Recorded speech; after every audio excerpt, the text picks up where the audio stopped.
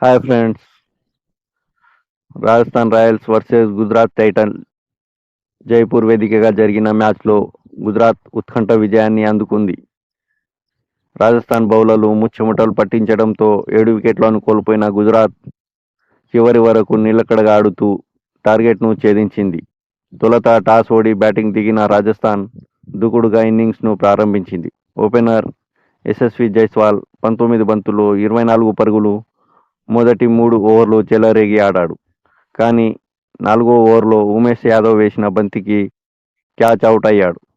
మరో opener Jos Buttler 10 బంతుల్లో 8 పరుగులు విఫలమైనప్పటికీ తర్వాత క్రీజులోనికి వచ్చిన సంజు శాంసన్ 38 బంతుల్లో 68 పరుగులు, రియాన్ పరాగ్ 48 బంతుల్లో 76 పరుగులు దుమ్ము దులిపేశారు. ఇద్దరు చెరో హాఫ్ సెంచరీతో జట్టు కీలక స్కోర్ను అందించారు.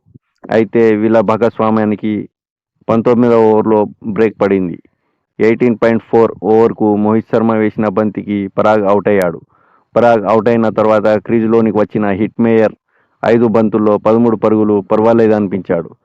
ఫలితంగా నిర్ణీత 20 ఓవర్లో ముగిసేసరికి రాజస్థాన్ 3 వికెట్లను నష్టానికి 196 పరుగులు చేసింది. రాజస్థాన్ నిర్దేశించిన 197 పరుగుల టార్గెట్ను ఛేదించేందుకు బరిలోకి దిగిన గుజరాత్ దారుణంగా విఫలమైంది. గుజరాత్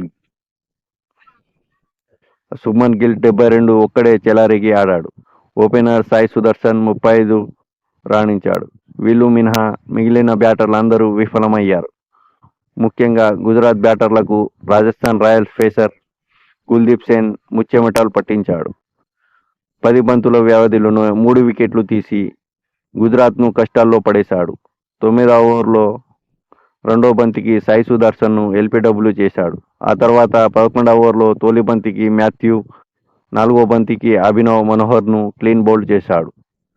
చాహల్ 2 వికెట్లు, అవేస్ ఖాన్ 1 వికెట్ తీశాడు.